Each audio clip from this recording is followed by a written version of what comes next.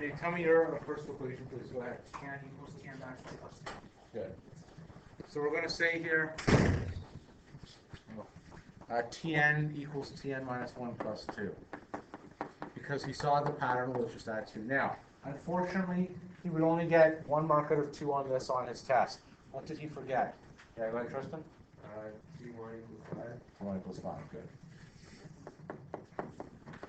All right. Carissa, I saw when you did your question, though, you didn't give that for an equation. What was your equation that you gave? 3 plus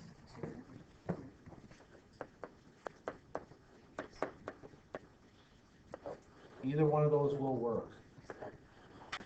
Okay, now how did you get this? Right there?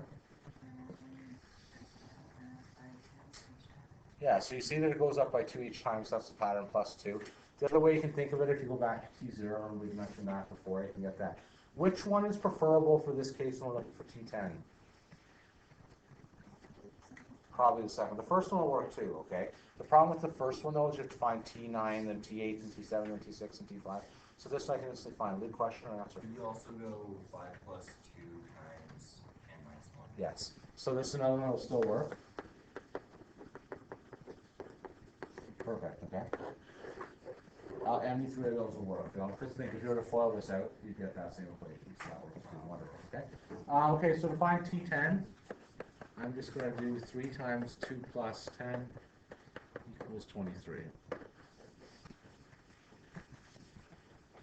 All right, so hopefully one of those 3 things on the left-hand side you should have been able to get. For your test, you'll have to do at least 2 of those. Your recursive version will have to do as well as before. How are you feeling? All's well? Okay. Let's get into sequences. Here we go. Today's lesson is called arithmetic sequences.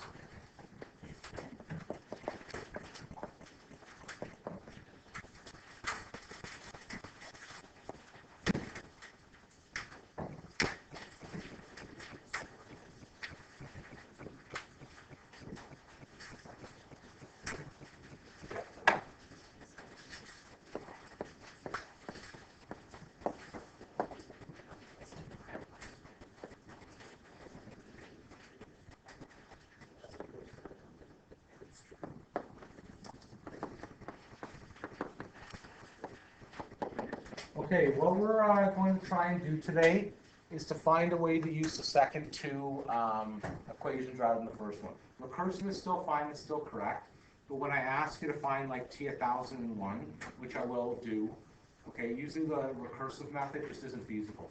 Okay, I don't have time to do it. Okay, that's what I want to get to using one of the second 2 methods. Okay, so this is going to be our first type of sequence, which we're calling arithmetic. Okay, it says arithmetic, but I'm going to pronounce it differently because arithmetic sequences. So, what do you notice with the sequence? I kind of pass around to everybody here because I'm not getting a lot of volunteers here. I'm the same 2 people. Okay, so we just start, and then we're going to do Spider-Man after that. Luke, you can go first. Go ahead. 75, 45, 25. Yes, good. Let's look for another one, though. Nicole, do you see anything else in the pattern here?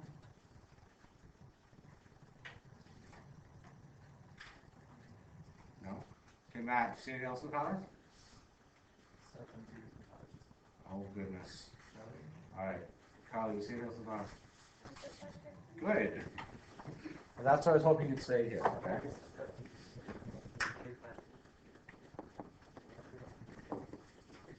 Okay, so what type of sequence is this? If you're going back in grade 9 and you're going to graph this, what type of graph would this be? What would we call it here? Linear, okay, so this is linear growth.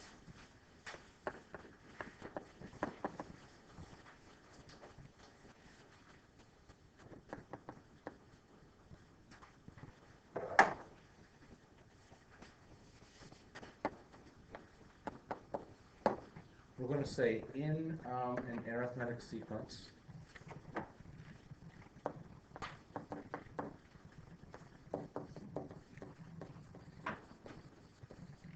we're going to say each term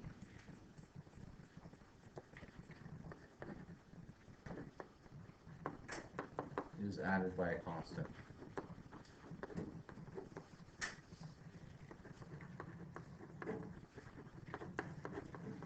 Called the common difference.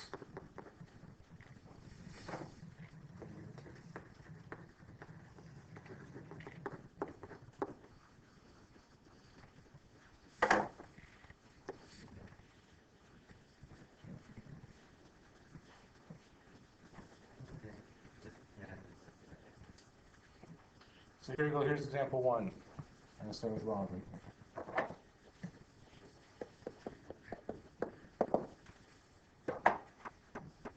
All we're going to say for these are find the common difference.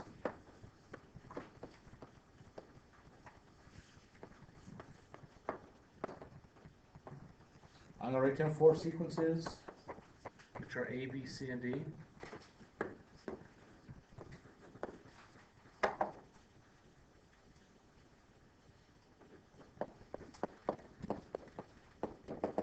One, 4, 7, 10, 14, 96, 178, 260.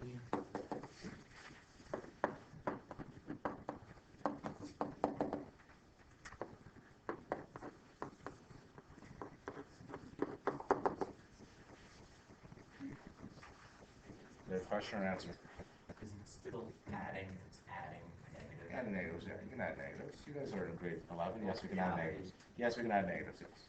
You can add negatives. All right, Robin, what's the difference in the first one, please, and how'd you find it? 3. How'd you get that? Yeah, okay. Now, the thing that has to happen is D does equal 3 here. And the way you get it, you just say, well, 10 minus 7 equals 3. And it's got to be the same anywhere through. You take this, think of like a first difference. That's all we're finding here, right? That's the common difference going to be the first difference. All right. Now it has to be the same all the way up. If that went 1, 4, 7, 11, that would not be an arithmetic sequence because you're changing half of it. Okay. All right, Tristan, what is the difference for the second one, please? Did you get it on your calculator? On your head. How'd you get that?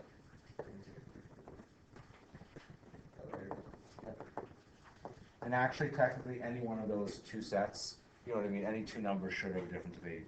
So you could have messy differences like that. Yeah, go ahead. Negative 1 for this one. Nothing like jumping the line, Luke. That was a question. It is negative 1. How'd you get this one? Plus. Good. Okay, I was going to just say this, though. Okay, right, but that works the same way. Okay, so 1 to 2, 2 to 3. yeah. So the difference is, well, did I say 1? That should be negative 1. Sorry, whoops. So because we're dropping by 1 each time. Okay. All right, Emily. Just so we no line buggers this time. Emily, what's the common difference for this one? You multiply by 2, which is true. Okay, but the D is going to be none because we're multiplying. Okay, this does not work for sequences like that, and we'll deal with that type of sequence later in the week, okay? But for ones, this only works for standard sequences that you're going off by a constant in each one. Yes? Why couldn't the D be T and negative 1? Because you could be like adding the term before. You could be, but we're not going to do that today. Okay, so yes, yes, you could do that, but the thing is, we want to get into the habit here of using, I'm going to say this, of using, being able to predict very nicely, like the 50th term or the 500th term. So to do it that's just a recursive definition. And the same thing, we can do this with exponents very easily because you're times them by 3. I'll get into that, but as far as the linear case, we just want to deal with many things that are linear. All right, so here we go. Here's our equation. Now in this unit, one sec please. In this unit, there'll be tons of equations to memorize again, okay? These are a lot easier than the last ones, though. So here we go. The general term of an arithmetic sequence. And I actually like what Luke did at the beginning of class. After scaring me because of the strike, I didn't like that. But after that, for his example, he used this exact equation. I don't know if he realized that he used it or not, but it worked. So the general equation is going to be Tn equals A plus n minus 1 times D. Okay, and that's what Luke actually used. Okay. A is going to what's that? No, A is going to be the first number, the first term. D is going to be our common difference.